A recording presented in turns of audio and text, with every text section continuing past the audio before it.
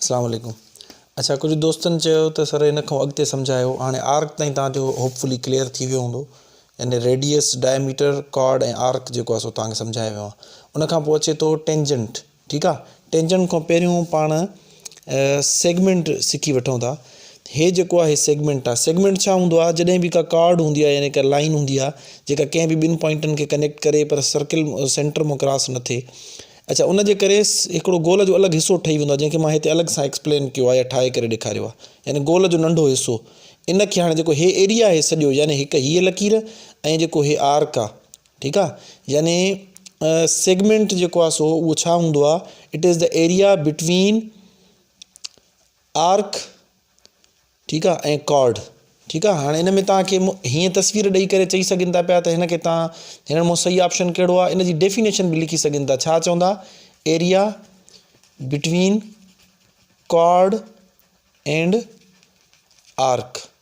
ठीकु आहे, हाणे ॾिसो, हे तव्हांखे ख़बर आहे हे आर्क आहे ऐं जेका हीअ लकीर आहे इहा छा आहे? कॉर्ड आहे। हाणे इन जे करे इन विच में जेको हे सॼो एरिया अची वियो, हे वारो, इहो तव्हांजो छा थी वेंदो?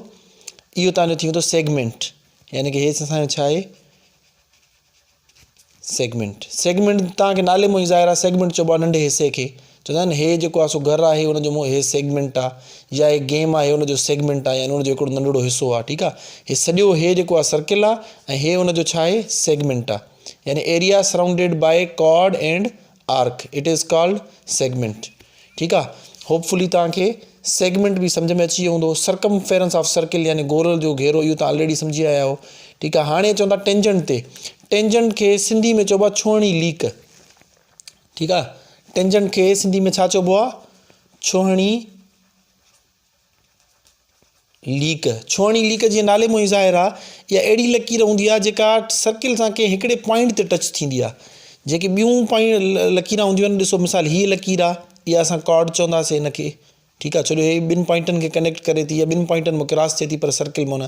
जेकॾहिं का लकीर हितां क्रॉस थींदी त उनखे पाण छा चवंदासीं? डायमीटर, छो जो उहा ॿिनि पॉइंटनि मां क्रॉस थिए थी ऐं सेंटर मां बि क्रॉस थिए थी, हिनखे डायमीटर, हिनखे कॉर्ड। पर जेकॾहिं हिकिड़ी लकीर जेका सिर्फ़ु हिकु पॉइंट ते टच थिए, उनखे चइबो आहे छोहणी लीक। नाले मां ई ज़ाहिर आहे, जेका सिर्फ़ु सर्किल खे टच करे छुई करे निकिरी वेंदी आहे, उनखे पाण छा चवंदा आहियूं? छोहणी लीक। ऐं इंग्लिश में पाण उनखे छा चवंदा आहियूं? टेंजेंट चवंदा आहियूं। ठीकु आहे, बिल्कुलु आसान आहे। अहिड़ी लकीर जेका सरकमफेरेंस ऑफ सर्किल या गोल जे घेरे खे कंहिं सिर्फ़ु हिकिड़े टुपके ते टच करे, उनखे छा चइबो आहे? छोहणी लीक या टेंजेंट चइबो आहे। टेंजेंट बि होपफुली तव्हांजो क्लियर थी वियो हूंदो। हाणे अचूं था सेक्टर ते।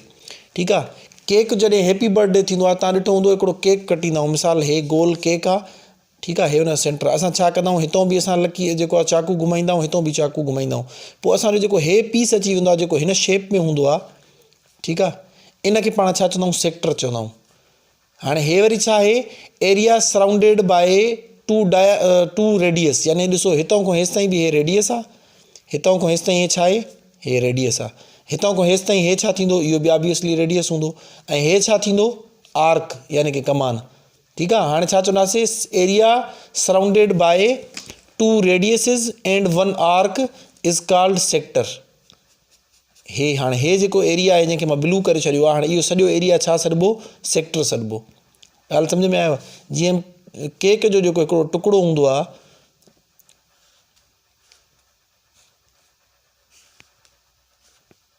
हे जीअं थी वियो। हाणे जेको हे केक जो टुकड़ो आहे, इनखे पाण छा चवंदासीं? सेक्टर चवंदासीं। यानी इन जो मतिलबु आहे हे रेडियस, हे बि रेडियस, ऐं हे छा आहे? हुनजो आर्क। हाणे इन जे विच में जेको हे एरिया आहे, इनखे पाण छा चवंदासीं? सेक्टर। होपफुली तव्हांखे हे सभु जेके बि हुया पहिरें खां वठी ताईं जेके बि जेके टर्मिनोलॉजीज़ हुयूं, तव्हांखे सम्झ में अची वियूं हूंदियूं। जेकॾहिं इन मां का बि शइ सम्झ में न आई हुजे त मूंखे वरी ॿुधाइजो, इंशाल्लाह ॿीहर सम्झाईंदुमि। Thank you so much.